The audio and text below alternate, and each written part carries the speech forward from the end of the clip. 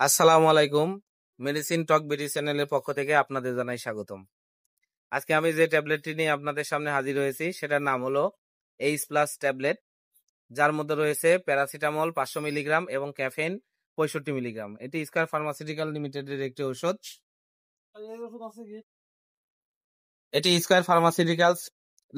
একটি ঔষধ। আজকে আমরা এই ভিডিওতে এইচ প্লাস ট্যাবলেট সম্পর্কে বিস্তারিত আলোচনা করব। প্রথমে আসুন দেখে নিই আমরা এই এইচ প্লাস ট্যাবলেট মূলত কি কি রোগে কাজ করে থাকে।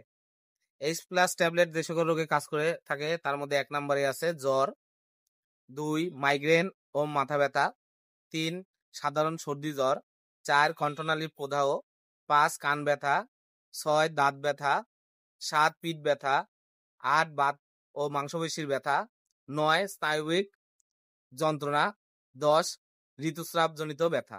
সাধারণত এই সকল রোগে এই এইচ প্লাস ট্যাবলেটটি কাজ করে থাকে।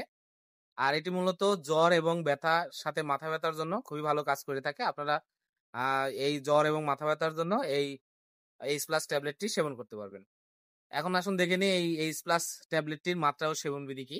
এটি সাধারণত প্রাপ্তবয়স্ক এবং 12 বছর বয়সের ঊর্ধ্বে মানুষদের জন্য 1 থেকে 2টি ট্যাবলেট প্রয়োজন অনুযায়ী প্রতি 4 থেকে 6 ঘন্টা অন্তর অন্তর সেবন করতে পারবেন। সর্বোচ্চ মাত্রা 24 ঘন্টায় 8টি ট্যাবলেট আপনারা সেবন করতে পারবেন।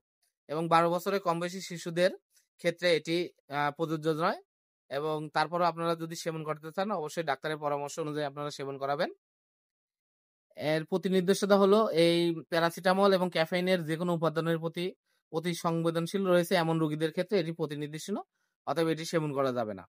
এর পার্শ্ব প্রতিক্রিয়া হলো অনুমোদিত মাত্রা, এটি পার্শ্ব প্রতিক্রিয়া মুক্ত, তবে কদাচিৎ ত্বকের সংক্রমণ যেমন আর্টিকেরিয়া দেখা দিতে পারে। এছাড়া দুর্বলতা, মাথা ঘোরা এই সকল সমস্যা দেখা দিতে পারে এইচ প্লাস ট্যাবলেট সেবনের পরে।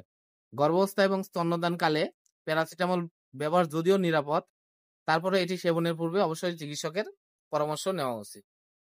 এই এইচ প্লাস ট্যাবলেটটির প্রতিটির দাম 2.51, অতএব ৳2.5। আপনারা হাতের কাছে যে কোনো ফার্মেসিতে এইচ প্লাস ট্যাবলেটটি পেয়ে যাবেন। ধন্যবাদ আমার ভিডিওটি দেখার জন্য।